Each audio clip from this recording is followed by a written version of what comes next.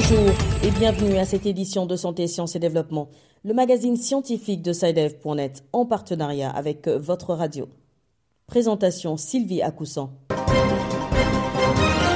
Au sommaire de cette édition, lancement au Cameroun d'un logiciel de diagnostic rapide du paludisme développé par une équipe de chercheurs du Centre Pasteur.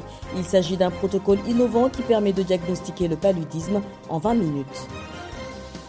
Au Togo, plus de 1200 cas de grossesse indésirée ont été enregistrés dans les établissements scolaires publics en moins de 6 mois. C'est ce que révèle une enquête récente de la direction de la planification menée en partenariat avec la Banque mondiale et l'UNICEF. En Guinée, on s'achemine vers la fin de l'épidémie d'Ebola. Aucun cas n'a été enregistré depuis plus d'un mois. Toutefois, les autorités sanitaires restent prudentes au moment où commence une période d'observation de 42 jours. Et puis, y a-t-il des risques à consommer du pain chaud? La réponse dans notre rubrique Kesako. Enfin, comme d'habitude, le rendez-vous hebdomadaire avec l'agenda scientifique en fin d'émission.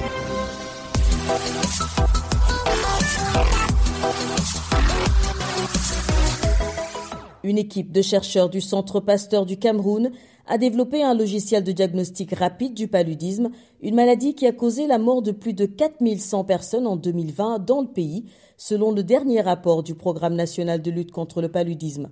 Le SMART-MD ou encore Smart Malaria Disease est un protocole innovant qui permet de diagnostiquer le paludisme en 20 minutes, contrairement à la méthode de la goutte épaisse qui ne livre ses résultats qu'au bout d'1h30. Les précisions à Yaoundé de Béatrice Kazé. On a réussi en utilisant notre imprimante 3D et aussi des applications sur base de l'intelligence artificielle.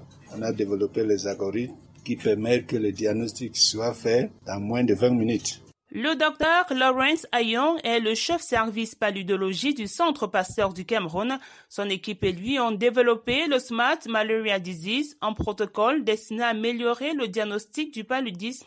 Ce protocole est constitué de plusieurs outils et d'une application installée dans les téléphones Android qui permet de détecter et de compter les parasites présents dans le sang. Tu utilises le caméra de ton téléphone pour prendre l'image et l'application qui est dans ton téléphone analyse, c'est-à-dire ça détecte les parasites et ça le compte. Et tout ça se passe dans 30 secondes. Dès que tu as déjà fixé sur l'image, tu cliques sur un bouton et quelques secondes, ça te dit si c'est infecté ou non et ça te donne la quantité de l'infection. Donc 30 secondes au lieu de 20 minutes pour un expert pour identifier et compter la parasitemie.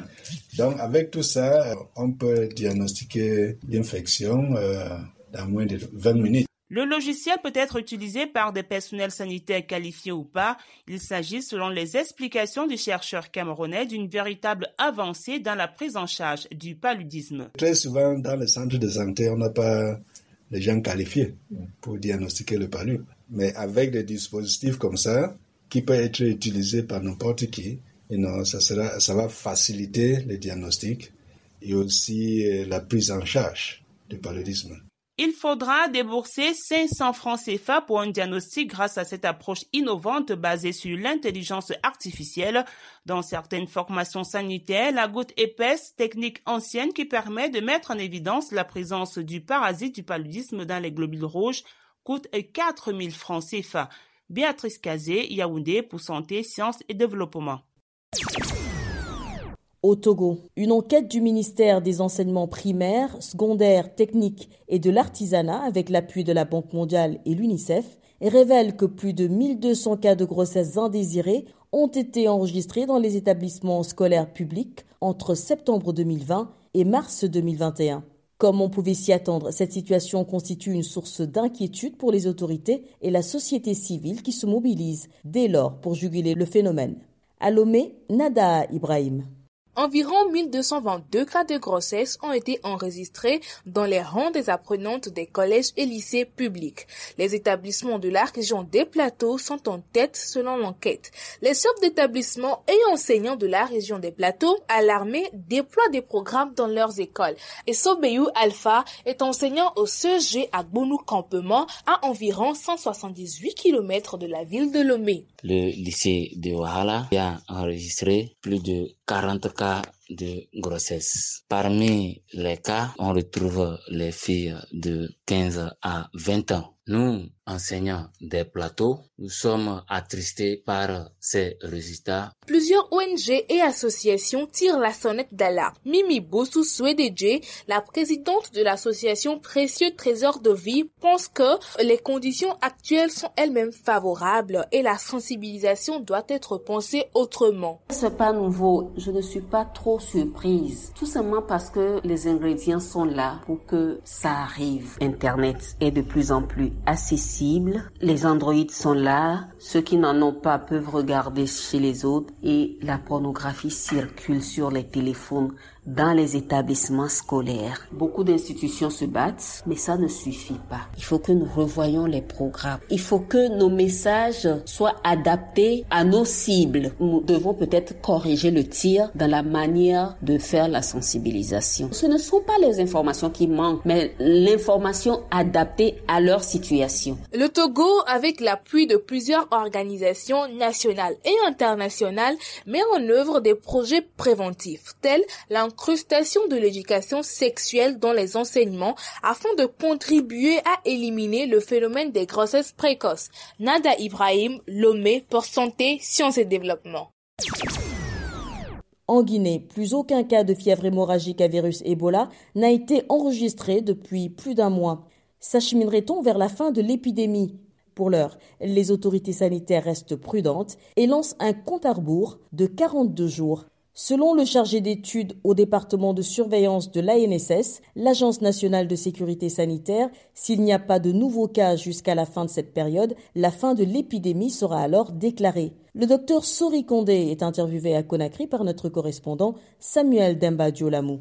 Bonjour docteur. Bonjour. Quel est l'état des lieux de l'épidémie Ebola à ce jour en Guinée? Pour cette résurgence, on a 16 cas confirmés. Parmi les 16 cas confirmés, les 15 étaient des personnes vivantes qui ont développé les signes. Et donc, nous avons 16 cas confirmés, 7 cas probables. Entendez là des décès. Il y a 4 décès dans les centres de traitement. Nous avons connu une période d'accalmie après le premier cas confirmé qui a été signalé le 13 février dernier. Donc, depuis lors, il y a eu des cas confirmés jusqu'au 3 mars qu'on n'avait pas de nouveaux cas confirmés. On avait commencé une surveillance renforcée de 42 jours. Ça avait commencé le 24 avril, après la sortie guérie du dernier cas confirmé de l'époque. Et malheureusement, le premier, il y a eu un cas confirmé et le 2 également, un nouveau cas confirmé. Donc ça a mis à zéro le compte à rebours qu'on a même arrêté. Donc on a repris le compte à rebours à partir du 9 mai.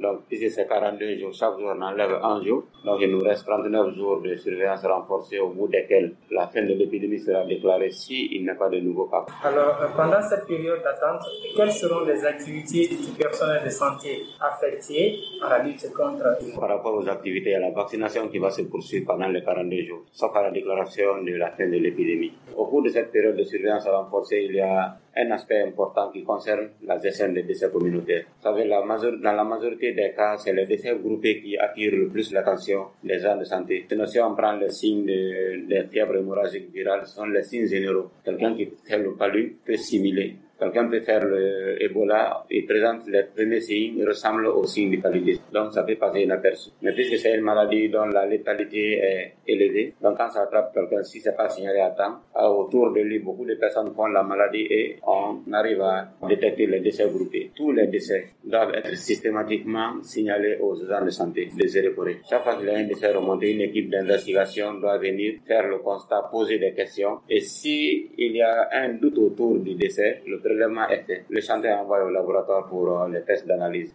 Mais il va y avoir même autre chose parce qu'on s'attend à des tests de diagnostic rapide. Lorsqu'on aura ces tests de diagnostic rapide, le prélèvement même ne sera pas fait pour être envoyé au laboratoire. On les teste directement sur place, comme pour le palud. On a le résultat. À l'issue des 42 jours, on va faire 90 jours de surveillance renforcée encore. Mais au-delà de tout ça, Ebola, fièvre jaune, rougeole, méningite, toutes ces maladies épidémiques-là, nous allons continuer à les surveiller. C'était donc le docteur Sori Kondé, chargé des études au département de surveillance de l'ANSS, l'Agence nationale de sécurité sanitaire en Guinée. Il était au micro de Samuel Demba Diolamou à Conakry.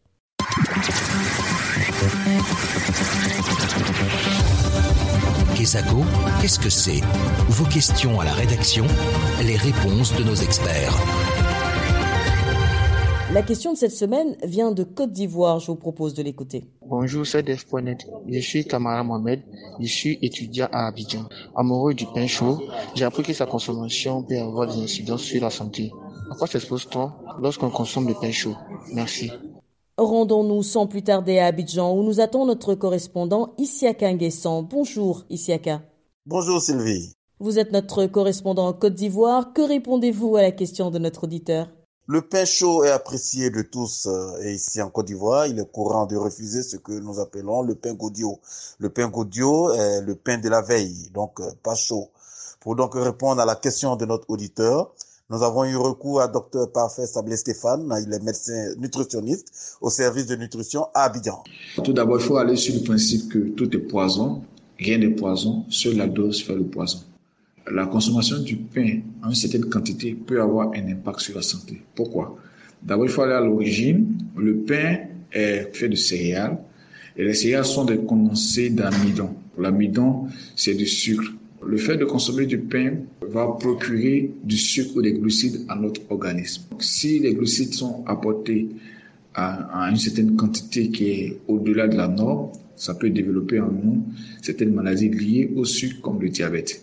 Ça, c'est la première conséquence par rapport au pain. Maintenant, deuxièmement, le pain chaud est très facile à manger et les liens qui sont au niveau du pain, quand je parle de liens, c'est au niveau des molécules du glucide, sont très fragiles parce que le pain est encore chaud. Donc, ça fait que lorsque l'amidon arrive dans l'organisme peut le digérer facilement et les liens sont fragmentés un peu plus facilement. Ce qui va faire que ça va augmenter très rapidement l'index glycémique. Voilà, l'index glycémique, c'est la capacité qu'a un aliment de faire élever la glycémie. Lorsqu'on mange de pain chaud, l'index glycémique va augmenter très rapidement. Et lorsque l'index glycémique est augmenté, ça va entraîner ce qu'on appelle l'hyperinsulinisme. Ça va déclencher une sécrétion abondante d'insuline. Et ça aura pour conséquence de nous pousser à manger encore. Donc c'est pourquoi vous allez voir que lorsque vous mangez du pain chaud, vous pouvez le manger très rapidement et en prendre encore un deuxième. Ce qui va faire qu'on va dépasser la quantité de pain qu'il faut dans la journée. Sylvie, c'était donc les explications détaillées du spécialiste Dr Parfait Sablé Stéphane du service de nutrition à Abidjan qui répondait ainsi au jeune Kamara Mohamed qui a ainsi toutes les réponses sur le pain chaud. Merci Isiaka. Je rappelle que vous étiez en ligne d'Abidjan en Côte d'Ivoire. Si vous aussi souhaitez nous adresser une question, une seule chose à faire, appelez, écrivez ou laissez un message vocal au numéro WhatsApp suivant, le +221 77 846 54 34. Je répète, le +221 77 846 54 34. Votre question, vous pouvez aussi nous l'envoyer par email. L'adresse email, c'est celle-ci, podcast@sidev.net. Podcast s'écrit P-O-D C-A-S-T et SciDev s'écrit S-C-I-D-E-V. Je répète, podcast@sidev.net. Vos questions et commentaires sont attendus à ces différentes adresses à tout moment de la journée. L'agenda. Fidèle au rendez-vous, Bilal Taïrou nous fait découvrir le contenu de l'agenda scientifique. Bonjour Bilal. Bonjour Sylvie, bonjour chers auditeurs. Alors, quels sont les événements scientifiques sélectionnés pour cette semaine? À l'agenda cette semaine, 2 points forts à retenir. Tout d'abord, l'Africa Santé Expo 2021. Ce sera du 20 au 21 mai au Sofitel Hôtel Ivoire d'Abidjan. Le 20 mai à sa 3e édition et ce sera autour du thème santé, beauté et bien-être. Des solutions nouvelles adaptées à l'Afrique. Un numéro de téléphone et une adresse mail pour y participer. Il s'agit du +225 07 87 26 75 26 et de l'adresse info@africasantéexpo.com. Info au singulier. Donc je répète, info@africasantéexpo.com. Puis au Gabon, plus précisément à Antilles, c'est une conférence sur comment juguler les effets de la crise sanitaire de Covid-19 sur les populations autochtones qui est prévue se tenir le 24 et le 25 mai 2021. L'initiative est à mettre à l'actif de l'ONG Nature Verte qui est en collaboration sur le coup avec les autorités locales. Pour plus de renseignements, une adresse mail impact-covid-gab@gmail.com. Impact au pluriel. Donc je répète, impact-covid-gab@gmail.com. Voilà, ce sera tout pour cette semaine. Sylvie. Merci Bilal. Merci également à vous, chers auditeurs, d'avoir suivi cette édition de Santé, Sciences et Développement qui s'achève. Rendez-vous la semaine prochaine, même heure, même fréquence. Au revoir. Cette émission est disponible en podcast sur le site sidev.net/fr. Cette émission a été réalisée sur financement du CRDI, le Centre de recherche pour le développement international, un organisme public canadien. Le CRDI investit dans le savoir, l'innovation et les solutions afin d'améliorer les conditions de vie dans les pays en développement.